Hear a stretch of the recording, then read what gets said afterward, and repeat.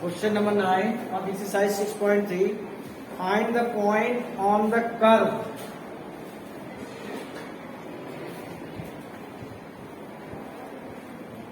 at which the tangent is y is equal to tangent जो है y is equal to x minus 11. So first of all we will find out slope of tangent means dy by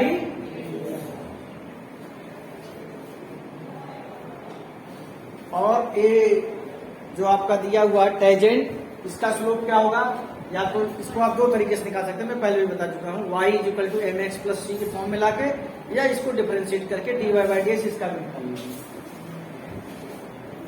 क्या आ जाएगा 1, ये slope of tangent है and this is also slope of tangent. अगर इसका comparison y is equal to m x plus c से करते तो m की वैल्यू 1 ही तो आती, it means 3x square minus 11 is equal to 3x square is equal to 12, x square is equal to 4, x is equal to plus minus 2। There are two values of x, एक plus 2 और एक minus 2। इस value को आप यहां रख दीजिए, you will get the value of y, आपको y की वैल्यू मिल जाएगी। That's it. Putting x is equal to 2, y क्या आ जाएगा,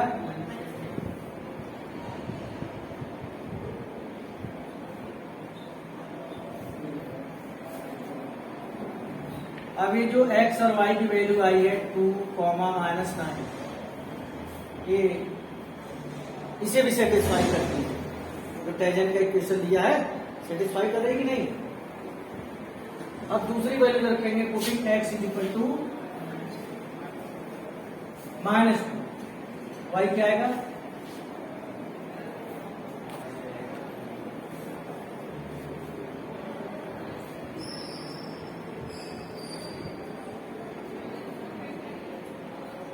ये तो आएगा। यानी दूसरा पॉइंट क्या है आपका माइनस 2 कॉमा, जरा देखिए क्या ये इसे सेटिस्फाई कर पा रहा है टेंजेंट इक्वेशन को, मीन्स ये पॉइंट परमिसिबल नहीं है क्योंकि इसे सेटिस्फाई नहीं कर पा रहा।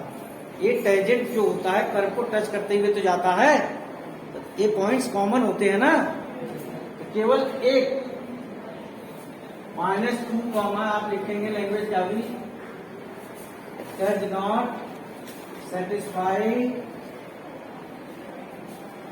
y is equal to x minus 11। So there is only one point,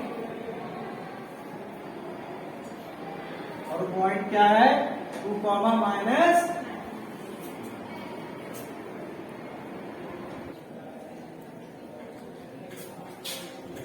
क्या है क्वेश्चन नंबर 12 में, देखिए ध्यान से। Find the equations of all lines having slope 0 which are tangent to the curve y is equal to 1 upon x square minus 2x plus 3 dy by d x.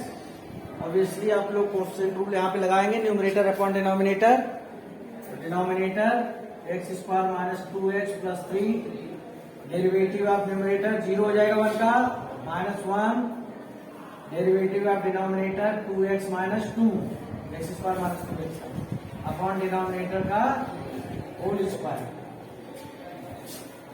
ये क्या आ जाएगा ऊपर, minus 2x plus 2 upon x square minus 2x plus 3 का slope क्या दिया है इसका,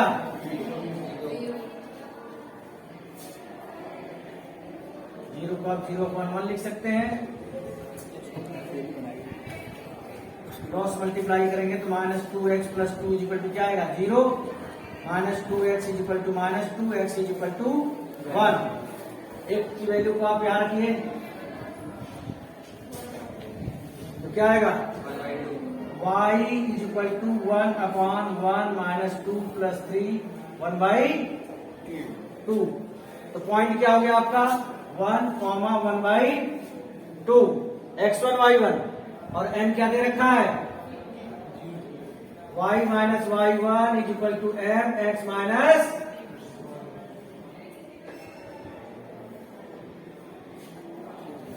y minus 1/2 is equal to 0, तो पूरा 0 हो जाएगा, y is equal to 1/2 is your required answer. Question number 13, find points on the curve x square 9 plus y square by 16 is equal to 1 at which the tangents are parallel to x axis, और फिर second part में दिया parallel to y axis. देखिए सबसे पहले आपको समझना होगा कि ये पैरेलल टू x एक्सिस का क्या मतलब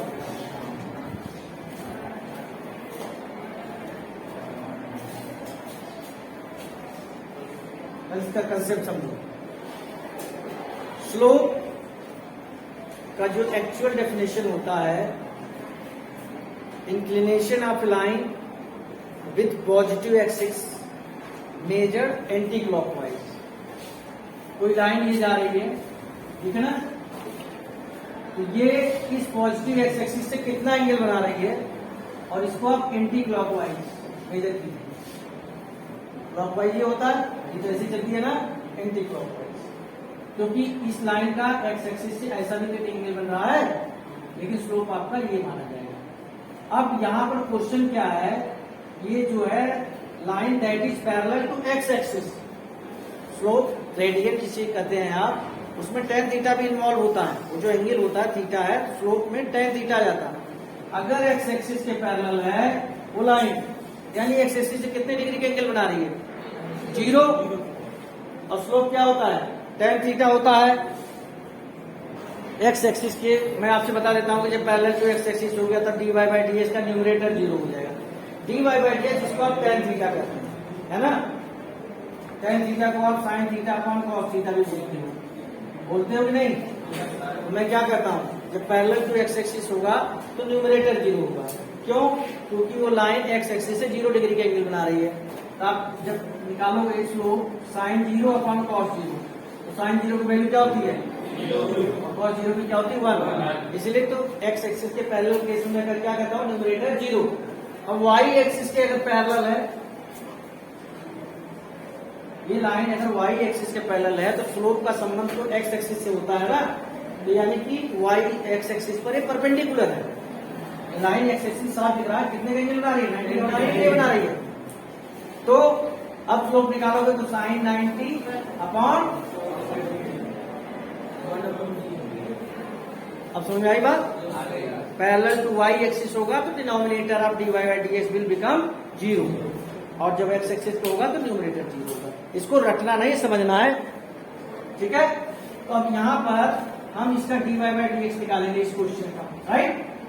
dy बाई dx निकालने के बाद पैरेलल टू x एक्सिस के केस में जो न्यूमरेटर होगा उसे 0 रख देंगे।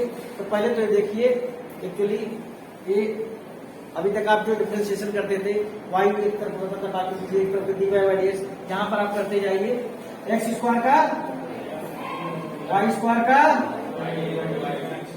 dy by equal to 0।